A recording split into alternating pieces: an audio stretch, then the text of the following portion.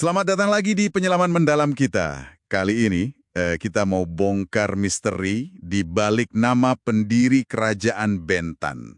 Ini penting nih, kerajaan sebelum era Singapura di Kepulauan Riau. Sumber kita kali ini, analisis sejarah dan filologi yang cukup menantang. Anda mungkin udah sering dengar nama Raja Azhar Arya atau kadang Raja Azhar Aya, ya. Kira-kira abad 11 atau awal 12 lah.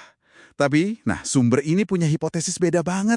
Gimana kalau nama itu sebenarnya rusak dari sebuah gelar Persia? Gelar yang megah banget.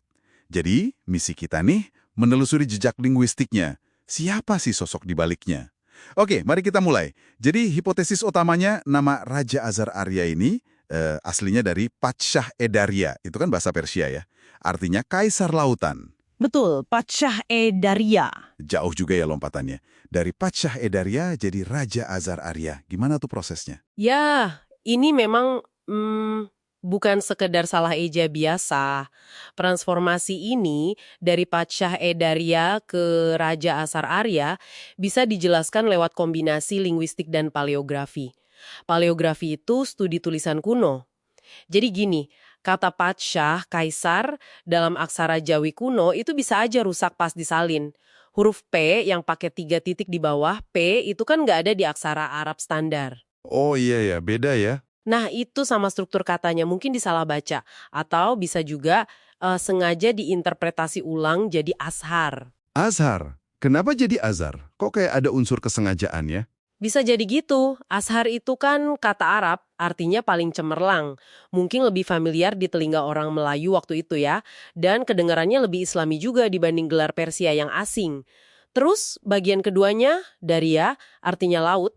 Secara bunyi, itu memang bisa luruh jadi Arya atau Aya.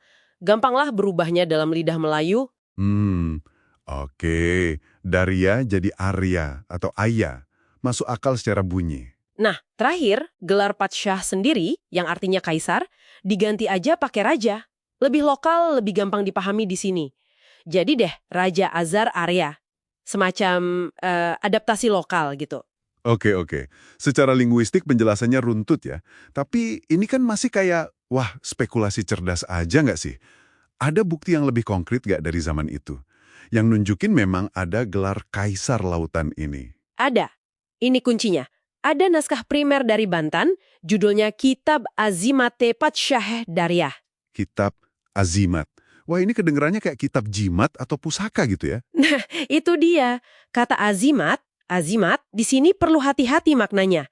Secara etimologi Persia Arab asli, itu bukan jimat kayak yang kita sering dengar. Tapi artinya lebih ke ketetapan politik atau piagam pendirian negara. Semacam dokumen dasar gitu. Oh, jadi ini bukan hikayat atau cerita rakyat ya, tapi lebih ke dokumen rasmi atau legalistik dari masanya. Wah, itu bobot sejarahnya beda banget dong. Tepat sekali. Naskah Kitab Azimat ini isinya konsisten nyebut pendiri Bentan itu ya pakai gelar Padshah Daria karena sifatnya administratif, ngatur dasar pemerintahan, kredibilitas historisnya jelas lebih tinggi dibanding sumber naratif yang mungkin udah campur aduk fakta sama legenda. Oke, kalau naskah sepenting itu nyebutnya Kaisar Lautan, pertanyaannya jadi, siapa dong orang di balik gelar megah ini? Sumber Anda nunjuk ke satu nama kan? Iya, analisisnya mengarah ke Bahram Shah Ghaznawid. Dia ini sultan dari dinasti Ghaznawid. Itu loh kekaisaran Persia Islam yang basisnya di Asia Tengah. Bahram Shah Ghaznawid. Periodenya cocok nggak sama perkiraan pendirian Bentan? Cocok. Kekuasaannya itu sekitar 1117 sampai 1153 Masehi. Nah, pendirian Bentan kan diperkirakan sekitar 1102 sampai 1150 M. Pas banget kan rentang waktunya? Waktunya pas. Tapi apa cuma itu? Ada alasan lain yang lebih kuat kenapa dia? Ada. Dan ini penting banget. Si Bahram Shah ini pernah ngalamin krisis politik besar. Dia bahkan sempat terusir dari tahtanya sendiri sekitar tahun 1115 M. Ada masa-masa nggak stabil buat dia. Wah, terusir dari tahta? Iya. Nah, kondisi itu ngasih motivasi kuat kan? Coba Anda bayangkan, seorang elit kekaisaran kehilangan basis kuasa di daratan Asia Tengah. Pasti cari tempat baru.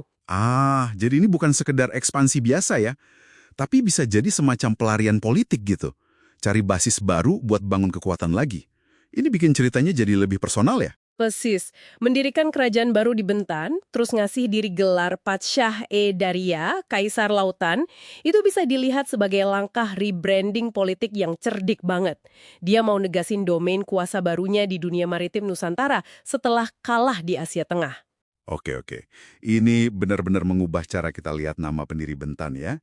Tapi implikasi besarnya apa nih buat kita pahami sejarah kawasan ini? Kenapa ini penting untuk Anda, para pendengar? Ketahui. Implikasinya besar loh. Pertama, kalau ini benar, artinya pengaruh peradaban Persia Islam yang udah terorganisir dengan konsep tata negara yang maju, itu udah nyampe di Kepulauan Riau jauh lebih awal dari yang kita kira. Bukan abad 13, tapi udah dari awal abad 12. Bentan jadi semacam titik transmisi penting model kenegaraan ala Persia. Kedua, ini juga bisa ngejelasin kenapa Bentan itu punya wibawa atau prestise yang tinggi banget. Kenapa dianggap sumber legitimasi, sumber daulat buat kerajaan besar kayak Singapura dan Melaka nantinya. Kita kan tahu, Sang Nila Utama pendiri Singapura itu nikahnya sama Wan Seribeni. Tuan Seribeni, keturunan pendiri Bentan itu kan? Betul, keturunan si Patsyah-e-Daria ini. Pantes aja. Kalau Wan Seribeni ini punya darah kaisar lautan dari Ghaznavid, wajar banget kalau pernikahan itu jadi strategis banget. Itu kan ngasih legitimasi imperial yang kuat banget ke dinasti baru di Nusantara, nyambung ke pusat peradaban Islam yang besar waktu itu. Tepat sekali. Pernikahan itu jadi salah satu kunci penting buat daulat dinasti Singapura, terus Melaka, dan penerusnya. Jadi kesimpulannya nih ya, nama Raja Azhar Arya yang mungkin Anda kenal itu, kemungkinan besar cuma gema aja. Gema yang udah berubah bentuk dari gelar aslinya, Patsyah-e-Daria, Kaisar Lautan. Dan sosok di baliknya sangat mungkin adalah Sultan Bahram Shah Ghaznavid yang terusir dan cari peruntungan baru di Nusantara. Wah, koneksi lintas benua yang nggak kepikiran sebelumnya ya. Ini menata ulang pemahaman kita soal akar peradaban maritim Melayu. Iya, persis gitu. Dan ini ninggalin satu pertanyaan penting buat Anda renungkan. Kalau satu nama aja bisa nyembunyiin jejak kekaisaran Persia sebesar itu, warisan atau koneksi lain apalagi ya yang mungkin masih terkubur, masih tersembunyi di lipatan sejarah awal Nusantara kita nunggu diungkap, apalagi yang mungkin hilang dalam terjemahan sejarah kita selama ini.